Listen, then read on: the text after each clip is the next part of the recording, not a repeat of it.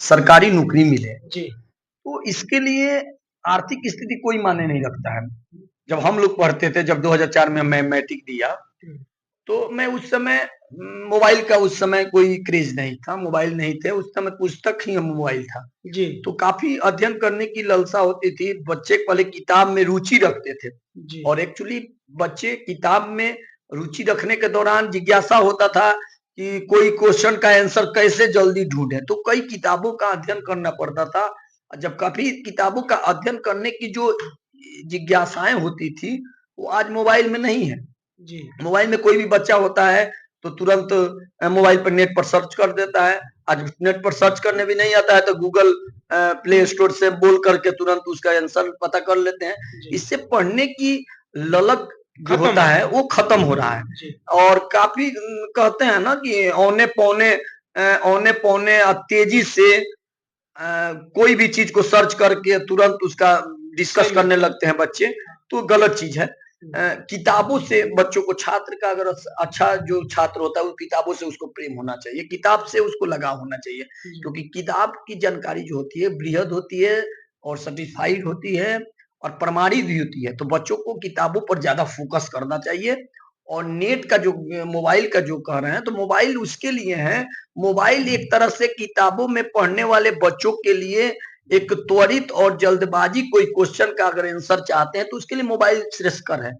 मगर पूर्णतः मोबाइल पर निर्भर रह करके तैयारी कर ले, मोबाइल पर पूर्णतः निर्भर रह करके कोई बच्चा तैयारी करके सफल दरोगा, बिहार पुलिस, चाहे एसएससी, चाहे तमाम नौकरियाँ जो हैं मोबाइल पर डिपेंडेंट रह करके कोई बच्चा अगर सोचे कि मैं सफल हो जाऊँ, तो ये उसकी मूर्खता है, उसकी मने क्या कहते हैं नादानी है। नादानी। तो ऐसे में मोबाइल तो उसके लिए है जो तत्काल के लिए कोई क्वेश्चन आया उसको हम तत्काल देख लें, मगर जो डीपली नॉलेज होना चाहिए वो किताब से होता है। किताब में आपको लिखने की शैली, क्वेश्चन का शैली, लिखने का तरीका, वो कहाँ हर्षिकार, दीर्घिकार कहाँ गलत है, उसके बाद से जी। लिखने की शैली में होता है कि कहाँ पैराग्राफ चेंज करना है, हुँ। अतः में क्या जोड़ना है। इस तरह से तो किताबों से बच्चों से मैं कहूँगा कि किताब प्रामाणिक पढ़ें, क्योंकि किताब में भी बहुत ऐसे प्रकाशन वाले हैं जो अर्जी-फर्जी प्रकाशन के किताब छाप देते हैं, तो उनसे दूर रहना चाहिए क्योंकि बाज़ार में काफ़ी गलत प्रकाशन की भी पुस्तकें दिखाई देती है, तो इसलिए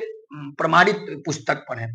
तो मैं आपको बिहार पुलिस के लिए सबसे अच्छा सजेस्ट करूँगा कि क्राउन एक सामान्य ज्ञान का आता है बुक क्राउन का और एक इम्तियाज़ अहमद का आता है बिहार स्पेशल, बिहार विशेषांक, उसको ज़रूर पढ़ें। हुँ। पहले क्योंकि बिहार पुलिस में 15 से 17 क्वेश्चन बिहार स्पेशल से पूछे जाएँगे क्वेश्चन। हुँ।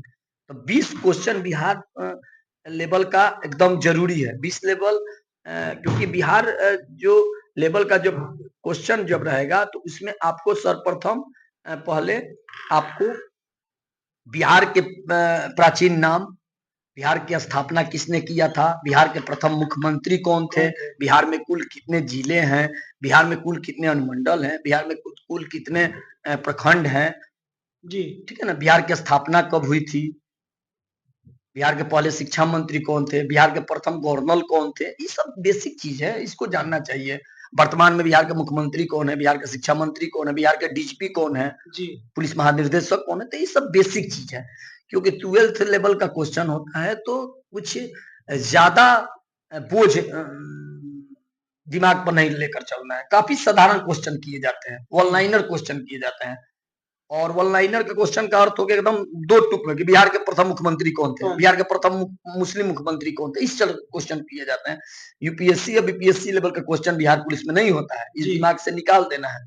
तो बच्चों को विशेष रूप से सामान्य ज्ञान का जानकारी होना चाहिए, कौन-सी नदी कहाँ से निकलती है, कौन से बिहार में कितने झीलें हैं, बिहार की भौगोलिक स्थिति, बिहार में कौन ऐसी नदी है जिसकी कोई दिशा और दशा नहीं है, जिससे जी। बिहार को क्या कहते हैं गर्त में ले जाता है, जी। जिसको शोक कहते हैं, बिहार की शोक कोसी नदी को, जी, उसके जी। बारे में आप सुने हैं। तो इस तरह से कोसी जो नदी है वो बिहार को शोक नदी कहा जाता है।